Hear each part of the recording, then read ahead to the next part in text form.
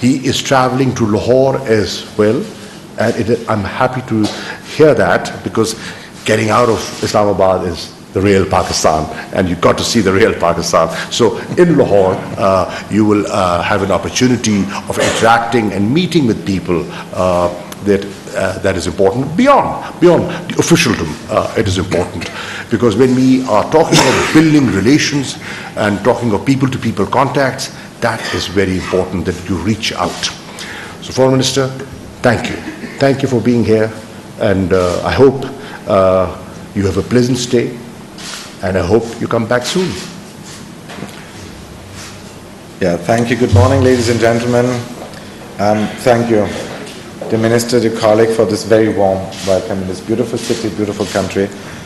And I told you at the beginning, the last time an Austrian Foreign Minister was here was exactly 15 years ago, March 2007. And then, young me, I was part of the delegation as a spokesperson of the then Foreign Minister. And you have a future. I'm glad to be back. And yes, we do, and the discussion was really proved, and sorry for being late. It proves that we had so many things, and we had to basically interrupt our discussion and say we're continuing them over lunch, because there's so many topics we need to discuss, reaching from the regional situation, the local situation, to the global situation with the war in Europe that is raging again. But let me start by extending my heartfelt condolences to the victims, to the families of the victims of this horrific attack in Peshawar. This is again a topic where Pakistan and Austria stand side by side in the fight against international terrorism and extremism. And having said so, I know that we met last September.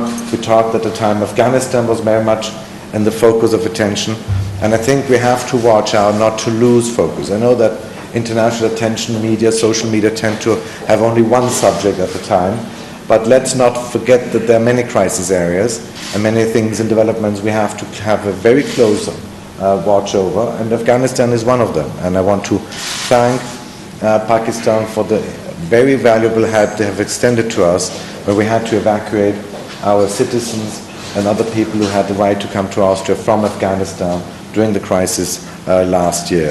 And yes, we do have a common approach. We want security and stability in Afghanistan. We are facing a situation where Europe is at war again. And Filippo Grandi of the UNHCR said that probably this is the biggest migration movement the world has seen since the Second World War. We might be facing up to 10 million people leaving the war zone in Ukraine. And no, we don't want other migration flows to add to this. And yes, we want to work on the Taliban, that we have a situation there where the people see at least some sort of perspective within the country. And the neighboring region are very important there. And also, if I may say, and I'm very thankful for that, Islamic countries as such. The OIC, where Pakistan is going to host again a conference, and is very active part, I believe they have a very important role to play as examples for the Taliban in Afghanistan. And as you said, I'm here with up to nearly 20 people representing business in Austria, including the Vice President of the Chamber of Commerce. What we're seeing now in Europe is an earthquake, and tectonic plates are moving. And this will be a very heavy price, especially for Austria economically. But at the same time, we have to look for new markets too. And I believe Pakistan, South Asia there might be possibilities. And yes, the EU is the most important trading partner. Hydrogen power, tourism, infrastructure, green technology. In all of these areas, Austrian companies are world leaders, and they're looking into the possibilities to extend our business ties. And I believe that is very important to us, because what we're experiencing, the shock waves of what we're experiencing, the war, the attack of Russia on Ukraine, this shock wave will be felt around the globe. This is not a European war. And I believe that we all have to be aware that what is happening there is a blatant attack on the international rules-based order we have built up together after the Second World War and after the fall of the Iron Curtain. And we have to watch out that the new world order, which might be developing, that it is still a rules-based order. The world will be more confrontational, And I believe no country can be indifferent to that. Thank you very much for the warm welcome. And I'm looking forward to continuing our discussion over lunch. Thank you. We are already running late, but maybe we'll have the time for one or two questions. Maybe one from either side. Please start. David. Thank you. David Kriegleder, Austrian Public Radio. Your Excellency, Pakistan has stressed the importance of de-escalation in Ukraine, yet many Western countries, including Austria, seem to be disappointed that there hasn't been more clear language condemning the Russian aggression. Also, Pakistan abstained at the vote condemning the Russian aggression at the UN General Assembly. Please help me understand, why is it so hard for Pakistan to find like a clearer voice here, especially given the fact that territorial integrity is an important issue for Pakistan, and given the aspect that Pakistan and Ukraine have important economic ties? Thank you. You've correctly pointed out that Pakistan and Ukraine have good bilateral relations and good ties. We feel for them and we care for them, and we are concerned about the evolving situation, and we are continuously evaluating and monitoring the situation. Looking at the humanitarian situation in Ukraine, I myself went to see off humanitarian assistance that Pakistan has sent to for the people of Ukraine. Having said that, I would draw your attention to the position that Pakistan has enunciated. What are we saying? We are saying that we do believe in international law. We respect UN Charter. We do understand the principle of self-determination, sovereignty, territorial integrity. We have openly said that war is no solution. We are advocating dialogue and diplomacy. As the Foreign Minister pointed out, Austria being a neutral country and has had economic linkages with Russia and has taken certain positions. They will hurt economically. Obviously, they will hurt economically. Europe is going to hurt economically. We are going to hurt economically. And what the Foreign Minister said, and I agree with him, if there is no cessation of hostilities, this war could spread. And I fear the spread. And I do agree, the implications of this war are beyond Europe. We here in Pakistan are already feeling the pinch of rising prices of petroleum products. Many developing countries were, because of the COVID situation, and will, because of this new situation, feel the pinch of rising commodity prices.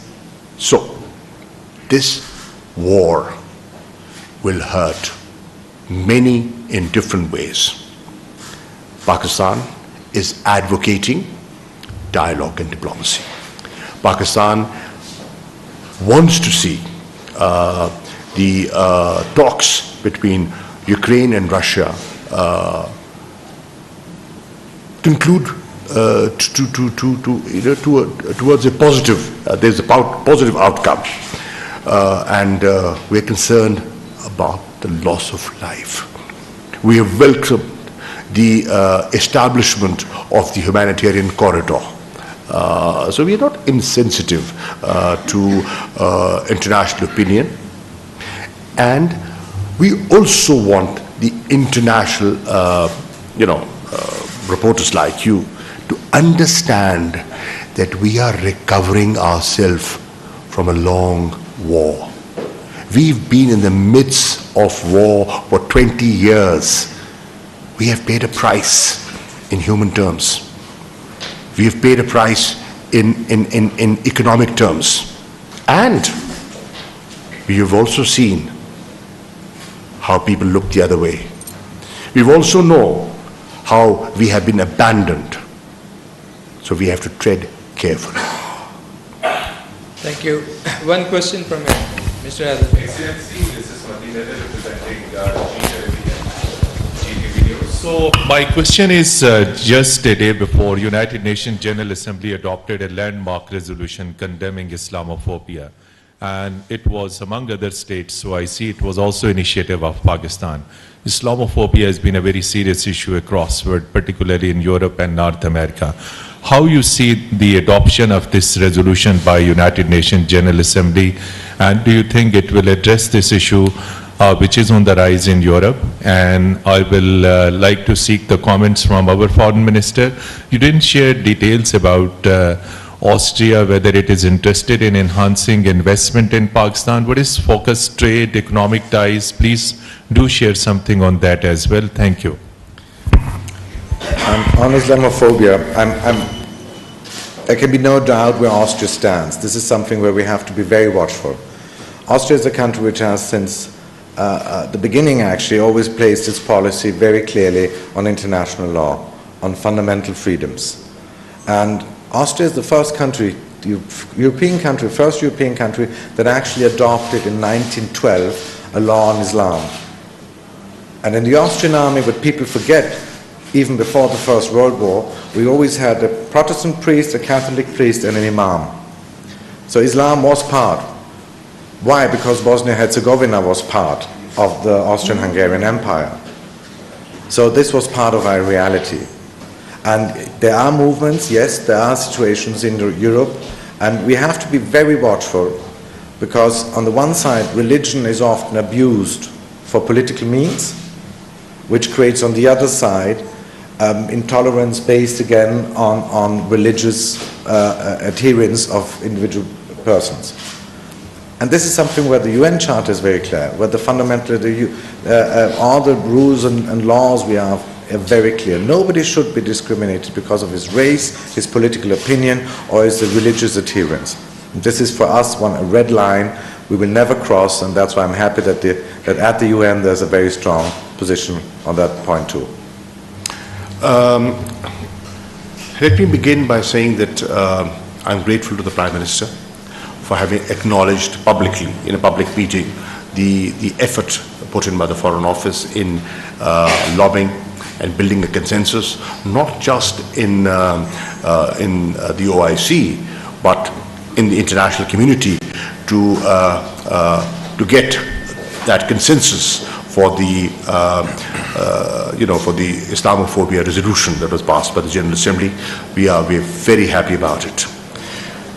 On the interest of Austria for investments, the Foreign Minister just pointed out that he is accompanied by 20 Austrian businessmen, Vice President of the Chamber.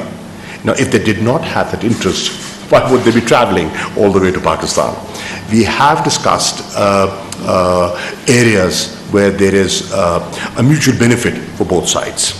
And you perhaps didn't pick up, he made a point in his conversation, and he said, in the new situation, there will be new markets. Here's a market. Pakistan is a market of 220 million people. It's a market which can be a hub for re-export into Central Asian republics. Here's a new corridor. There's a new special economic zones being built along the corridor. So Pakistan is the place. He's come to the right place. So what is the new situation? The new situation? Yes. Maybe Ukraine, Europe. Maybe Foreign Minister Schallenberg has something to add to that on the business relations. No, I mean, you're right, and as I pointed out, we are accompanied by a business. So this is a geopolitical trip, and it's a business trip. Geopolitical because I believe we have, as I said at the very beginning, to make sure that we don't lose out of sight other crisis areas because of the war. At the same time, to make sure that you understand that this war is not a European war. This is not by far a European war. Don't get this wrong. This is something which will concern you, and you said it very correctly so. And it's a business trip. And yes, Austrian companies have been always good in the past to find out new opportunities, to find new markets. And the thing is to find out whether the circumstances are those in place which could attract foreign direct investments. But I believe and I hope that this is the beginning, that this trip marks the beginning of a new era of Austrian-Pakistani relations, not only politically but also economically. Thank you, sir. I'm afraid in the interest of time we'll have to conclude here. Thank you so much. Wazir ख़ारजा Shah Mahmood